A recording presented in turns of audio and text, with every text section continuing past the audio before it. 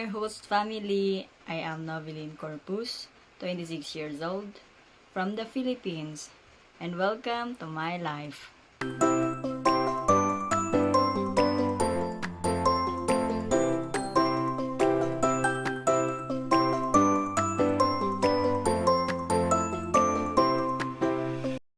I'd like to introduce my small but wonderful family. First, there's my mother. She's a kind-hearted and a hard-working person who puts others first before herself. There's my father. He's a responsible and caring person. He's a bit of a jokester, but he always knows how to make us laugh. I also have one sibling, and I am the youngest. She is a unique and special in her own ways.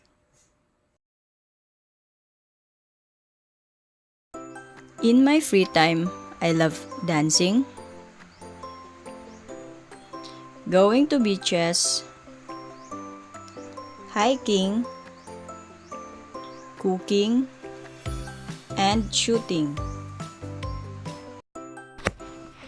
I describe myself as a responsible, reliable, and hardworking individual.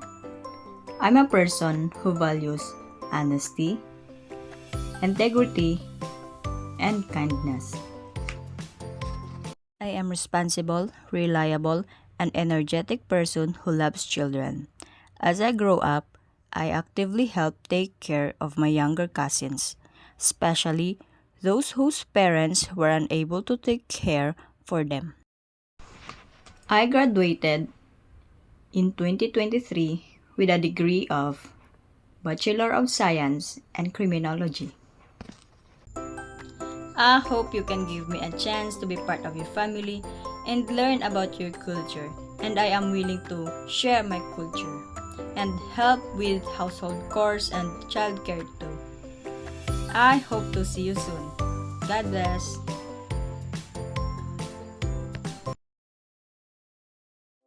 Connect with our candidates by reaching out to us. Email us at contact@aupairagent.dk or intro@aupairagent.dk. Follow us on all social media platforms at aupairagent.dk and start your own experience for life.